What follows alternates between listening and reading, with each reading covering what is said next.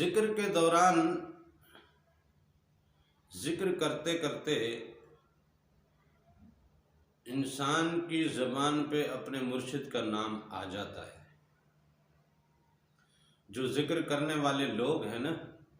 جو اللہ اللہ کا ذکر کرتے ہیں اور کسی مرشد سے وہ منسلک ہیں، وابستہ ہے، وہ لوگ میری بات کو سمجھ سکتے ہیں کہ اپنے مرشد کو اللہ کے ذکر میں وہ پاتے ہیں، وہ اللہ کے ذکر میں اپنے مرشد کو پاتے ہیں۔ تو جب اللہ کے ذکر میں ذکر کرتے کرتے ذکر کی مستی میں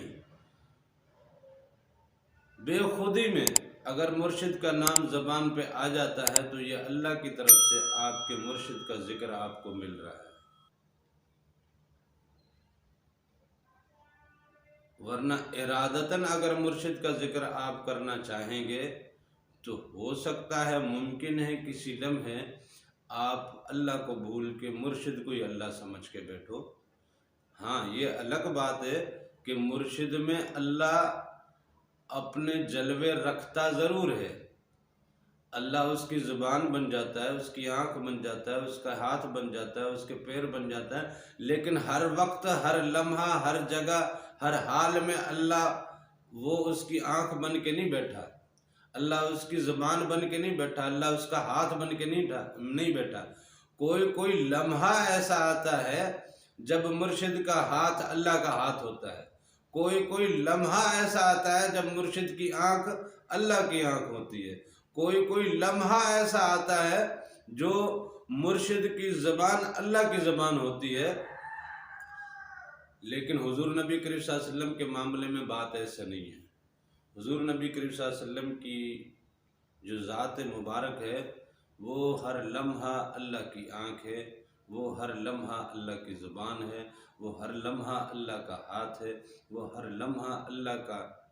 پیر ہے، وہ ہر لمحہ اللہ کا وجود ہے، ہر لمحہ اللہ کا وجود ہے۔ حضور نبی کریم صلی اللہ علیہ وسلم نے خود فرمایا، من رآنی فقد رأى الحق، جس نے مجھے دیکھا اس نے حق کو دیکھ لیا، اس نے اللہ کو دیکھ لیا۔ تو وہ ہر لمحہ واحد اس پوری کائنات میں ایک حضور نبی کریم صلی اللہ علیہ وسلم کی ہستی ایسی ہستی ہے جو ہر لمحہ اللہ کی آنکھ، اللہ کی زبان، اللہ کا ہاتھ اور اللہ کا پیر بنا رہا۔ اس حضور پاک صلی اللہ علیہ وسلم کے علاوہ جتنے بھی فقیر ہو کے گزرے ہیں، جتنے بھی اولیاء ہو کے گزرے ہیں، جتنے بھی اللہ والے ہو کے گزرے ہیں، وہ سب کوئی لمحہ ان کے اوپر آتا تھا جب وہ اللہ کی آنکھ بن جاتے تھے، کوئی لمحہ ان پہ آتا تھا جب وہ اللہ کی زبان بن جاتے تھے۔ اس لیے مرشد کسی لمحے، بس جس لمحے میں وہ اللہ کا ہاتھ بنا، بس وہی لمحہ اللہ کا ہاتھ تھا، ہر وقت وہ اللہ کا ہاتھ نہیں ہے۔ اس لیے مرشد کا ذکر از خود کرتے کرتے، از خود مرشد کا ذکر شروع کرتے آپ کو یہ خیال آ سکتا ہے کہ اس کی محبت آپ کے دل میں اس حد تک بڑھ سکتی ہے کہ اللہ کا خیال اور اللہ کی محبت کہیں چھوٹ جائے۔ اس لیے مرشد کا ذاتی طور پہ ڈائریکٹ ذکر کوئی بھی نہیں دیتا اور کوئی کرتا بھی نہیں ہے۔ ہاں، البتہ مرشد کا ذکر اللہ کے ذکر کے دوران جو ہے وہ زبان پر رواں ہو جاتا ہے، اس وقت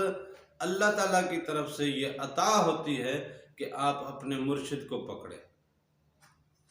کبھی کبھار اس کے اندر کے وجود میں وہ طاقت نہیں ہوتی، اس کے لطائف میں ابھی وہ طاقت نہیں ہوتی، تو اس طاقت کو پکڑنے کے لیے جب وہ اللہ اللہ کے ذکر میں لگا ہوا ہے تو وہ ذکر اس کو اس طرف لے کے جاتا ہے کہ ابھی وہاں سے طاقت لے، تو پھر وہ ذکر خود اس کو اپنے مرشد کے ذکر میں لے کے جاتا ہے، اور مرشد کے ذکر میں جاتے جاتے وہ پھر اللہ کے ذکر کی طرف آتا ہے، اللہ کے ذکر میں ہوتے ہوتے پھر مرشد کے ذکر کی طرف جاتا ہے۔ اس طرح وہ دونوں ذکر اس کی زبان میں، لیکن وہ بے خیالی میں، مدہوشی میں، مستی میں وہ رواں رہتے ہیں، ایسے میں مطلب یہ ہے کہ اس کے اندر کی طاقت، اس نے مرشد کی محفل سے، مرشد کی صحبت سے ابھی وہ پرواز پائی نہیں ہے، اس لیے ذکر اس کو اس پرواز کی طرف لے کے جاتا ہے۔ پہلے یہاں سے پرواز پکڑ، یہاں سے تعلیم پکڑ، یہاں سے طاقت پکڑ، یہاں سے وہ حوصلہ، وہ پر پکڑ جن پروں سے تو اڑے گا۔ وہ جب ذکر اس کو ان طاقتوں میں، ان محبتوں میں لے کے جائے تو وہ جائز ہے، اور یہ ممکن ہے، اور یہ ہوتا ہے، یہ ہوتا ہے، یہ جائز ہے۔ اس لیے جو میرے بھائی نے سوال کیا کہ ذکر کرتے ہوئے مرشد کا نام زبان پہ آ جاتا ہے تو یہ کیسا ہے، اس سے کیا مراد ہے، یا اس سے میں کیا سمجھوں، ایسا کیوں ہوتا ہے، تو اس کے لیے میرا خیال ہے اس کو بات سمجھ میں آ گئی ہوگی۔ اس کے اندر میں ابھی مرشد کے حوالے سے وہ طاقت اور وہ پرواز اور وہ محبت ابھی پیدا پوری ٹھیک سے نہیں ہوئی، اس لیے ذکر اس کو پہلے مرشد کی طرف لے کے جاتا ہے تاکہ وہاں سے وہ پوری طاقت لے سکے، پوری پرواز لے سکے، اور جب مرشد سے اس کو، جب مرشد اس کا ہاتھ پکڑ کے دوبارہ اس کو ذکر میں لے کے جاتا ہے تو پھر وہاں سے اس کی پرواز شروع ہوتی ہے۔ ہمارے وارثی سلسلے میں الوارثوں کا ذکر دیا جاتا ہے۔ الوارث اللہ تعالیٰ کا صفاتی نام ہے، اور یہ ذکر کرتے کرتے نہ جانے کس لمحے آپ وارث پاک کے ذکر میں چلے جاتے ہیں، نہ جانے کس لمحے آپ اللہ کے ذکر میں چلے جاتے ہیں، اس لیے یہ ابہام بھی ختم رہتا ہے اور آپ کی طاقت پرواز بھی زیادہ زور پکڑتی ہے۔ تو وارث پاک کا ذکر زبان پہ جاری ہو جاتا ہے، لیکن یہ ہے کہ الوارثوں کا جو ذکر ہمارے وارثی سلسلے میں دیا جاتا ہے، اس کا اصل مقصد یہ ہے کہ وہ اللہ کا ہی ذکر کر رہا ہے، اللہ کو ہی اپنا وارث بنا رہا ہے، پھر اللہ آگے جس کو چاہے اس کا وارث بنا دے، پھر اللہ جس کو چاہے اس کا وارث بنا دے، اس کو حضور پاک کا وارث بنا، حضور پاک کو اس کا وارث بنا دے، مولا علی سرکار کو اس کا وارث بنا دے، حسنین جان فاطمہ کو اس کا جناب وارث بنا دے،